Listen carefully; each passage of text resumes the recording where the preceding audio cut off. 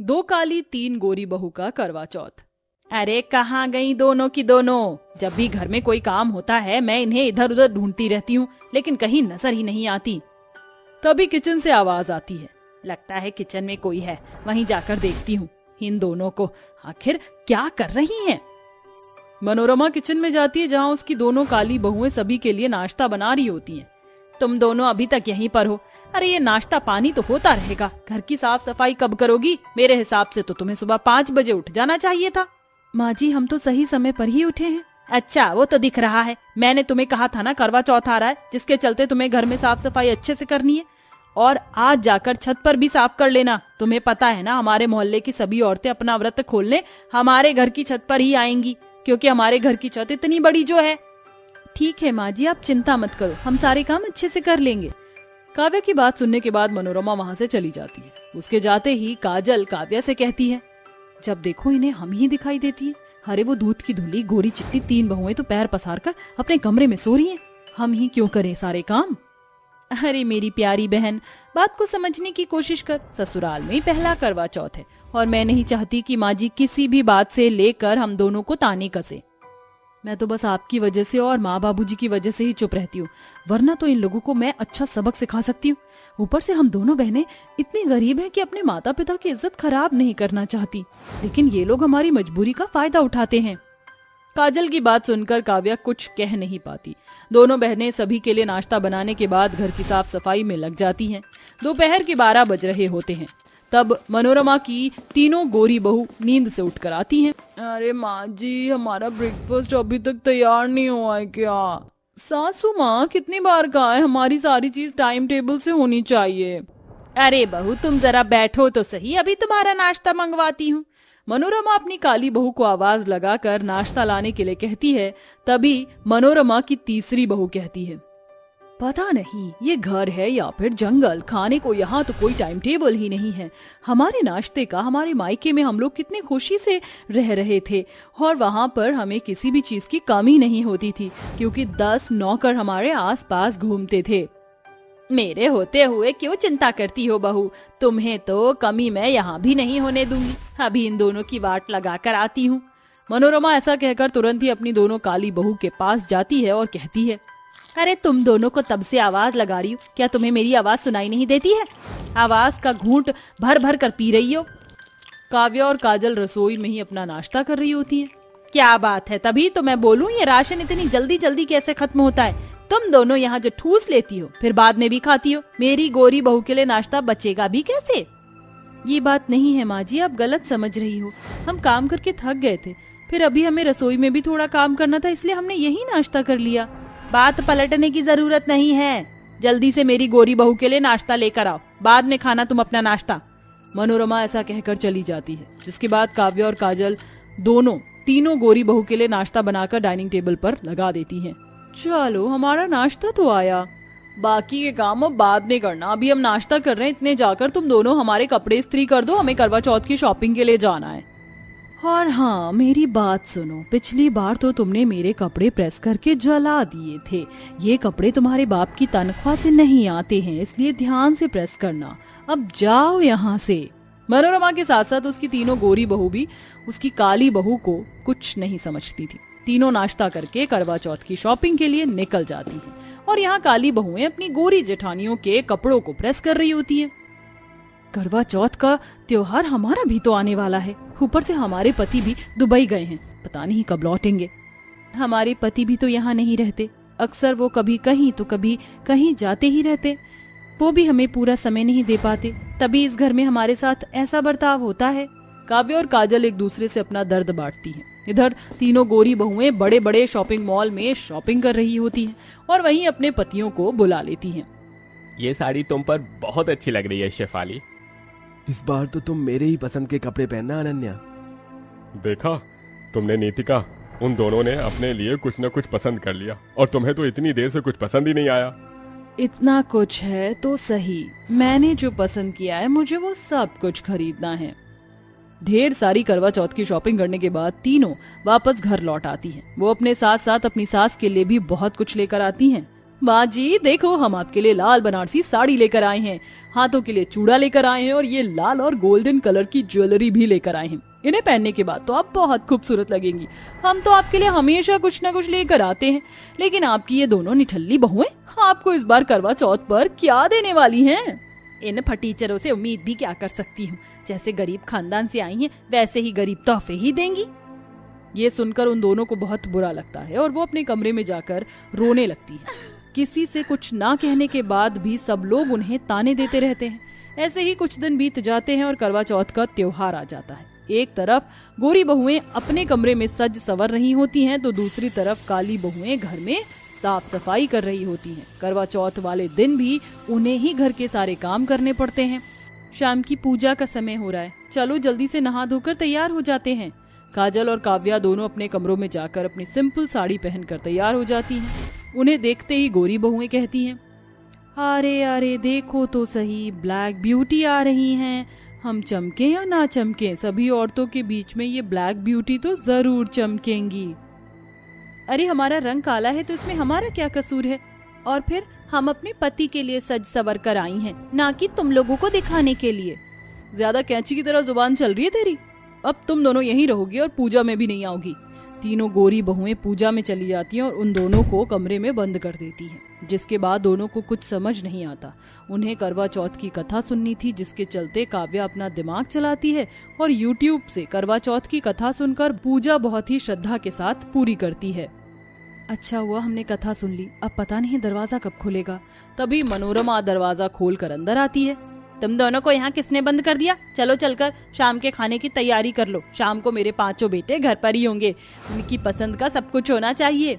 ये सुनकर दोनों बहुएं बहुत खुश होती हैं, क्योंकि पूरे 1 हफ्ते से वह अपने पतियों से नहीं मिली थी। इसी वजह से वो उनकी और उनके भाइयों की पसंद का सारा खाना बनाती हैं। जब रात को चांद निकल आता है तो वो भी अपना व्रत खोलने के लिए छत पर पहुंच जाती हैं, जहां बाकी की सभी औरतें और तीनों गोरी बहुएं भी होती हैं, लेकिन वहां विराज और विक्रम नहीं होते।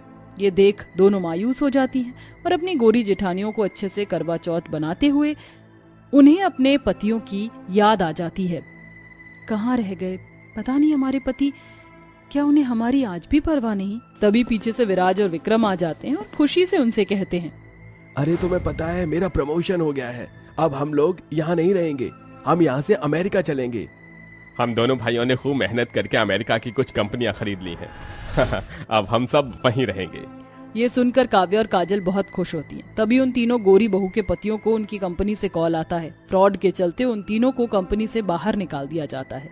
ये उनके लिए बहुत बड़ा झटका होता है। और वहीं दूसरी तरफ काली बहू के पतियों का प्रमोशन देख शेफाली और नितिका को अपनी गलती का पछतावा होता है, क्योंकि करवा चौथ की शॉपिंग में ही उन्होंने अपने पतियों की सारी सेविंग्स खत्म कर दी थी और अब उनके स्टार्टअप के लिए उनके पास कुछ भी नहीं बचा था, जिसके चलते उन तीनों को काव्या और काजल की मदद चाहिए होती है। हम तीनों ने तुम दोनों के साथ बहुत बुरा किया, इसी के चलते भगवान ने हमसे सब कुछ छीन लिया। हमें हमारी गलती का एहसास है, हम तीनों बहनों को माफ कर दो।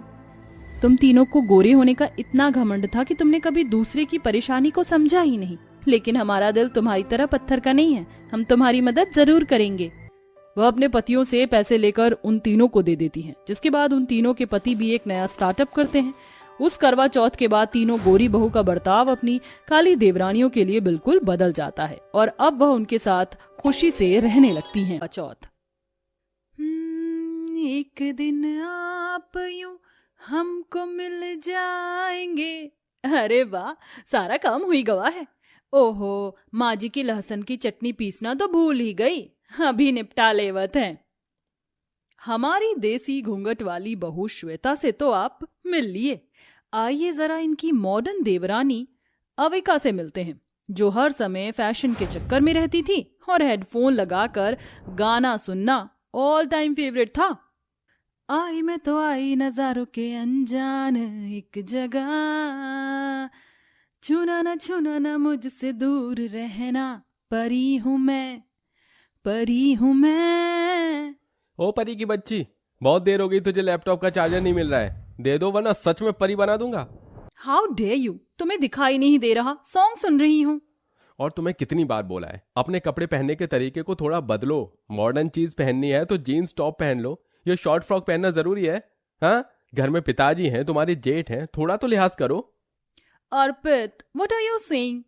तुमने तो मुझे इसी कपड़े में प्यार किया था, तो यहाँ पहनने में क्या बुराई है?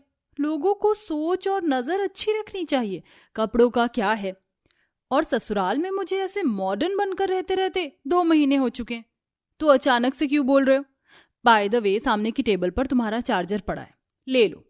अर्पित चार्जर और लैपटॉप लेकर हॉल में बैठता है तो उसका भाई उसकी शक्ल देखकर उसके दिल का हाल समझ जाता है और समझाने लगता है कि तभी अरे बहू, कितना टाइम लगेगा? गरम गरम पकौड़े और चाय लेकर आओ ना। अरे पिताजी, माँ के बिना खाओगे क्या? उन्हें पूजा तो करने दीजिए। मोहिनी देवी अपनी पूजा में मगन थी। दास जनों के संकट क्षण में दूर करे, ओम जय जगदीश हरे। जय हो विष्णु भगवान की, बोलो हर हर महादेव की जय। हो गई मेरी पूजा, बहू नाश्ता लगा। फिर सब चाय नाश्ता करते हैं। अरे वाह, हमारी बहू रानी ने कितना अच्छा नाश्ता बनाया है।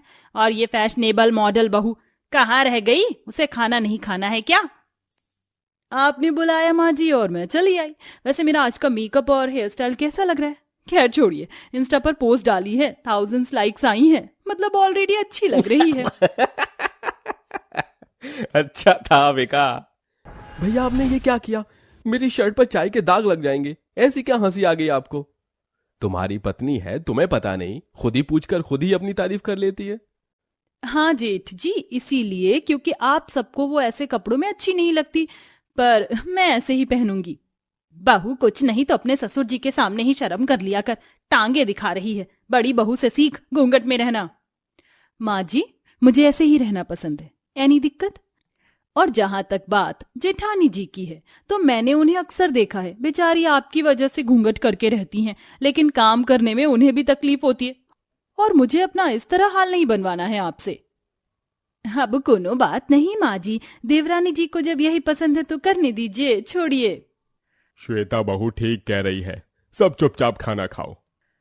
ऐसे ही घर में कभी भी छोटी मोटी बातें हो जाया करती थी। दरअसल 2 महीने पहले अर्पित ने अविका से लव मैरिज की थी, जो कि मोहिनी को बिल्कुल पसंद नहीं आई, क्योंकि उसे अपनी बड़ी बहू की तरह ही छोटी बहू चाहिए थी, बिल्कुल सर्वगुण संपन्न, घूंघट वाली, सुशील बहू। पर मॉडर्न अविका मोहिनी के अरमानों पर पानी फेर देती है, और वो घर का कोई भी काम नहीं करती थी। घर का अधिकतर काम तो बड़ी देसी बहू ही करती थी। तभी हल्की हल्की सर्दी का मौसम हो जाता है और एक दिन सास कहती है, बाप रे बाप, लगता है शॉल निकालनी पड़ेगी, ठंड हो गई है बहुत। बड़ी बहू, तू मेरे लिए शॉल निकाल दियो। जी माँ जी। हे भगवान, ये आज तूने क्या चमकीले से कपड़े पहने हैं, मुझे ठंड लग रही है, तुझे नहीं लग रही क्या? किस मिट्टी की बनी है? एक्चुअली क्या है ना माँ जी, आई एम वेरी हॉट, तो मुझे ठंड नहीं लगती है। ठीक है, तू कभी सुधरेगी नहीं। 2 दिन बाद करवा चौथ है, तो तुम दोनों अच्छे से करवा चौथ की तैयारी कर लो, पूजा का सामान ले आओ, शॉपिंग कर लो, ये लो पैसे। वाओ, इतने सारे पैसे! इससे तो मैं स्पा में जाकर अपना मैनिक्योर, पेडिक्योर, हेयर स्टाइल सब कुछ करवाऊंगी। सबसे ज्यादा खूबसूरत मैं ही लगूंगी और साड़ी भी बहुत महंगी लाऊंगी। इका माँ जी, हमका 50,000 की कोनो जरूरत नहीं। हमरा पूजा का सामान 500 रुपया में आ जाई, और साड़ी की हमका जरूरत नहीं है। हम अपना बियाह का जोड़ा पहनी। और रही बात निखार की, तो देसी नुस्खे हम कहावत हैं, हम उससे ही दमक जाई। अरे वाह, हमारी बहू तो सच में बहुत अच्छी है। और गंवार भी। वैसे भी इन्हें कौन सा अपनी शक्ल दिखानी, ये तो रहेंगी घूंघट में, तो घरेलू नुस्खा भी चेहरे पर लगाने की जरूरत क्या है? अपनी सास के हाथ से पैसे छीनकर हंसते हंसते मॉडर्न बहू शॉपिंग के लिए निकल जाती है और 25,000 रुपए अपने मेकअप, 25,000 के कपड़े ले आती है, जिसमें से पूजा का सामान भी वह नहीं, जेठानी उसके लिए लेकर आती है। अगले दिन श्वेता अपने हाथ पर खुद की पिसी हुई मेहंदी लगवा रही थी, तो सास कहती है, अरे वाह बहू, तेरी मेहंदी तो बहुत अच्छी लग रही है, देखा कलर बहुत सुंदर आएगा। और छोटी बहू, तू मेहंदी क्यों नहीं लगवा रही है? करवा चौथ पर 16 श्रृंगार करना जरूरी होता है। ओफो माँ जी, मुझे ये मेहंदी की ना तो स्मेल पसंद है, और इसे लगाने के बाद मेरी इचिंग हो जाती। रही बात 16 श्रृंगार कंप्लीट करने की, तो मैं डाई मेहंदी लगा लूंगी, 5 मिनट में उतर जाएगी। बहुरिया तेरा दिमाग खराब है क्या? ये मेहंदी कौन लगाता है? ये तो ऑटोमेटिक रच जाएगी। और हाँ, जो साड़ी लेकर आई है ना, कल वही पहनियो। ये छोटे कपड़े मुझे दिखने नहीं चाहिए तेरे कल। आई नो माँ जी। सुबह के 4 बजे मोहिनी दोनों बहू को सरगी देती है, जिसे खाने के बाद नहाकर घूंघट वाली और मॉडर्न दोनों बहू लाल जोड़े में तैयार हो जाती हैं। लेकिन मॉडर्न बहू को अपनी साड़ी बहुत चुभती है, इसलिए वह उतार देती है। ओह माय गॉड, इस साड़ी में तो मेरा दम ही घुट गया था। अच्छा हुआ जो मैंने वापस अपनी शॉर्ट ड्रेस, क्रॉप और स्कर्ट पहन ली, क्योंकि मुझे शुरू से ही इसी की आदत है। अब माँ जी को जो बोलना है बोले। अरे मोरी मैया, ईका देवरानी जी, ये आपने छोटे कपड़े काहे पहने हैं? आपने तो महंगी साड़ी लाई रही कल। अगर माँ जी ने आपको ऐसे देख लिया तो मुश्किल हो जाए। ओ प्लीज जेठानी जी, अब आप स्मार्ट मत हो जाओ। मुझे वो महंगी सी साड़ी बहुत चुभ रही थी, मुझे नहीं पहननी। मैं इसी में कंफर्टेबल हूँ और इसी कपड़े में करवा चौथ बनाऊंगी। हमारी बात मानो तो अबिका ऐसे ना ही करबो। करवा चौथ की कथा सुनवा के लिए 5 बजे नीचे आ जाबो। फिर श्वेता आदर्श बहू की तरह पूजा का सारा खाना बना लेती है, भूखी प्यासी घर का काम करती है। मॉडर्न बहू फल खा लेती है। अच्छा हुआ मैंने खा लिया, भूख बर्दाश्त नहीं हो रही थी और वैसे भी फल तो हर व्रत में खाते तो पाप भी नहीं लगेगा। फिर करवा चौथ की कथा सुनने के लिए बाकी औरतों के साथ बैठ जाती है, जहां मॉडर्न बहू भी बिना सर पर कोई पल्ला रखे छोटे कपड़ों में करवा चौथ की कथा सेब खाते हुए सुनती है। ये देखकर आसपास की औरतें हैरानी से चली जाती हैं और सास लज्जित हो जाती है। फिर आग बबूला होकर मोहिनी अविका को बहुत सुनाती है। इतने में घर के तीनों मर्द आ जाते हैं। ससुर और जेठ बहू को ऐसे देखकर आंखों पर हाथ रख लेते हैं। बेशरम निकम्मी, मैंने तुझे किस चीज की आजादी नहीं दी? तुझे एक चीज कही थी कि मेरे बेटे के लिए अच्छे से करवा चौथ का व्रत रख ले, वो भी तू नहीं कर पाई। बुरा मुझे तेरे छोटे कपड़ों का नहीं लग रहा है, वो तो तू शादी के बाद से है, लेकिन मेरे बेटे की जिंदगी कोई मजाक थोड़ी है। करवा चौथ का व्रत एक सुहागन के लिए बहुत पावन होता है और तूने मुंह जूठा कर लिया। फिर तूने अभी बैठकर क्या करवा चौथ की कथा सुनी? क्योंकि तूने कोई सीख ही नहीं ली। तुझसे अच्छी मेरी घूंघट वाली बहू है, ना उल्टा जवाब देती है, ना उल्टे काम करती है, ना दिल दुखाती है। हाँ देवरानी जी, इस बार तुमने बहुत बड़ा पाप किया है, करवा चौथ के व्रत का अनर्थ कर दिया। अविका, मुझे तुमसे ये उम्मीद नहीं थी। तुमने मुझे बस इतना ही प्यार किया, एक व्रत नहीं रख पाई, भूखा नहीं रह पाई थोड़ी देर और। देखो जरा तुम्हारे कपड़ों की वजह से बड़े भैया और पापा कैसे खड़े हैं। अरे थोड़ा बहुत तो भाभी से कुछ सीख लो, हद पार कर दी। मैं तुम्हारे साथ अब और नहीं रह सकता। हाँ, इसे घर से बाहर कर दे। नहीं नहीं अर्पित, माँ जी मेरे साथ ऐसा मत कीजिए, मैं आपको छोड़कर कहाँ जाऊंगी। माना कि मुझसे गलती हो गई, मैं फिर कभी ऐसे बदतमीजी नहीं करूंगी। जेठानी जी की तरह साड़ी पहनूंगी, लेकिन खुद से दूर मत कीजिए। हाँ माँ जी, माफ कर दीजिए, एक मौका दीजिए उसे, अगली बार से ध्यान रखेगी। ठीक है, मैं नहीं चाहती मेरे बेटे के साथ कुछ हो, इसलिए सच्चे मन से करवा चौथ माता से माफी मांग और करवा चौथ का व्रत पूरा कर। जी माँ जी। इस तरह मॉडर्न बहू को अपनी गलती का एहसास हो जाता है। फिर तीनों सास बहू करवा चौथ का व्रत पूरा करती हैं और खुशी खुशी रहने लगती हैं।